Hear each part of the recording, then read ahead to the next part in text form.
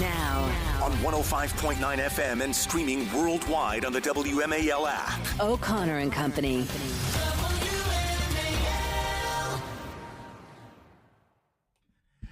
It's the fourth hour of our 4-hour extravaganza, and I have to say, Emily Domenech has held up well. Congratulations. My Navy training. Exactly. Does that mean you're going to crash right after the show? Almost certainly. Yes. No, I got to go right back into my civilian job. That's how the world works when you're a reservist. Coming up in 30 minutes, Kurt Schlichter knows a little thing or two about that kind of life. He was with the National Guard for many decades, actually, in the state of California.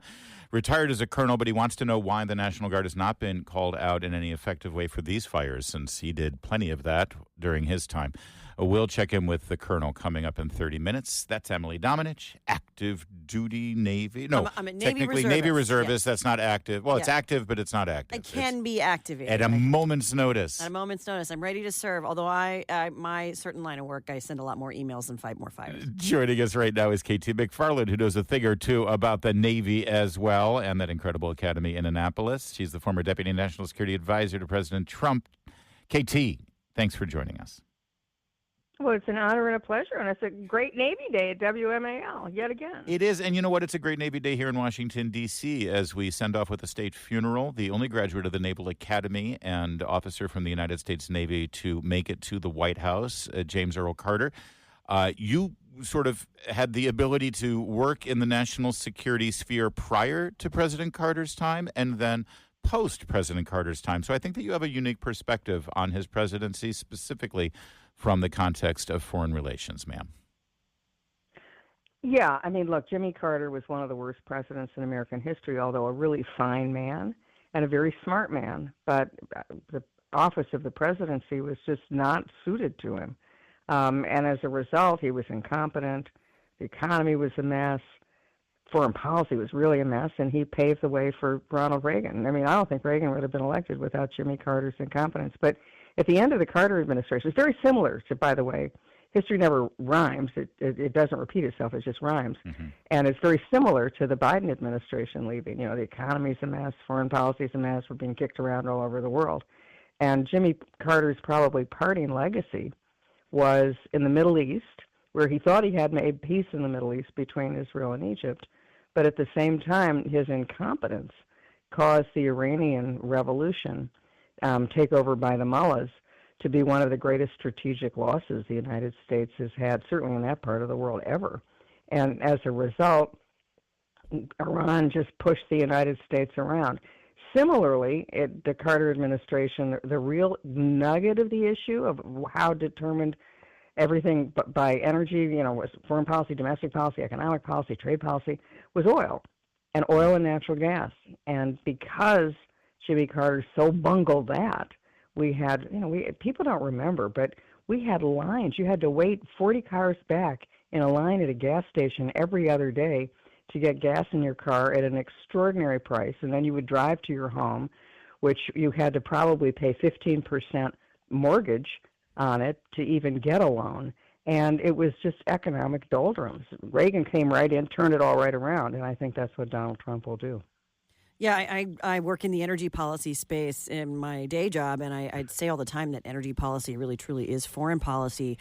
What are some of the things as we look ahead to the incoming President Trump that you see that fit in that wedge between energy and foreign policy? Okay, what will happen when Donald Trump took office after President Obama, oil was $120 a barrel.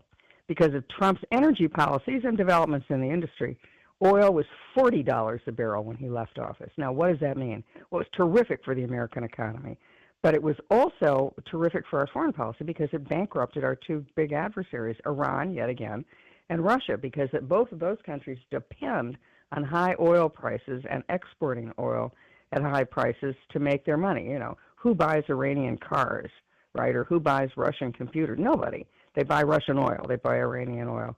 And so when President Trump got oil down to $40 a barrel, there's a reason that Iran didn't use its proxies to invade Israel. There's a reason Russia did not invade Ukraine during Trump's presidency. They didn't have the money to do it. They couldn't afford it.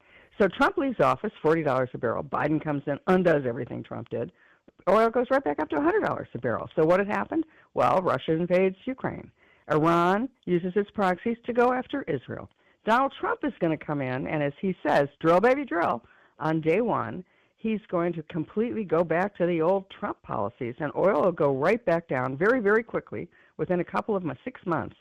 You'll be paying much less at the gas station for a gallon of gas, but it will also have a huge economic impact on Russia and Iran, bankrupt them, and on Europe, where the United States can export liquefied natural gas. And if you look at Asia, particularly China, has to import a lot of energy. It's a very energy-needy country. Yeah. The United States is in a very different position with China if we control the world oil market. Yeah. Listen to Trump. He'll say energy dominance, not just independent dominance. Yeah. We'll own that market. And we deliberately gave up all that leverage for, well, I guess for the climate change reasons, I suppose. But, we see where that reaps us.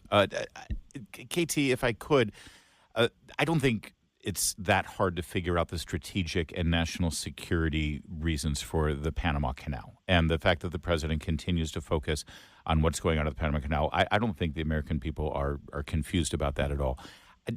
They are somewhat confused about Greenland, and I think that they think it's sort of a punchline, but it's not. I've tried my best to sort of explain how important those routes are up in the Arctic area and how Russia and China have been focusing a lot of energy there. Can you sort of expand on it, please?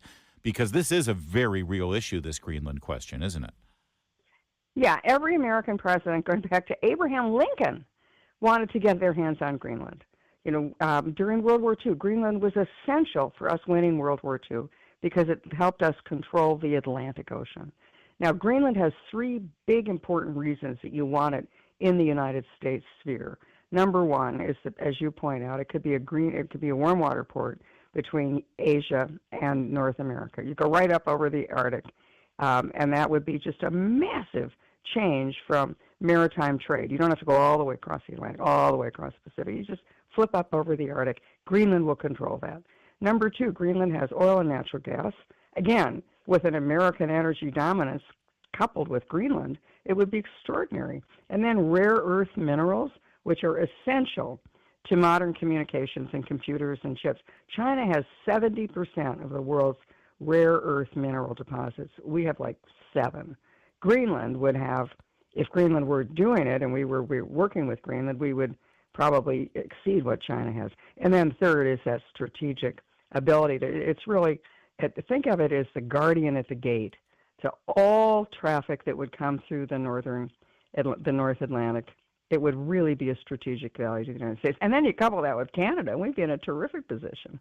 What about changing the name of the Gulf of Mexico to Gulf of America? I mean, how is that? Well, I think that's Trump trolling. Everybody should what everybody should do before the inauguration, read a little book called The Art of the Deal. You can read it in an hour or two. Right. And it talks about Trump's negotiating position. And he says, I always go in really big, asking for much more than I expect to take home. But then I whittle back. So when Trump says Greenland, Canada, right, Panama Canal, does he think he'll get all 3? No, but he'll probably get at least 1. I think it was Mark Halperin who recently described this tactic as Trump's approach is what's yours is yours. Excuse me. What's mine is mine, and what's yours is open for negotiation. So let's talk. And I think that that's a good way to approach it. KT, always great to talk with you. Thank you so much for being here. Thank you. You totally want to go on a cruise on the Gulf of America, don't you? Oh, hell yeah. Come on.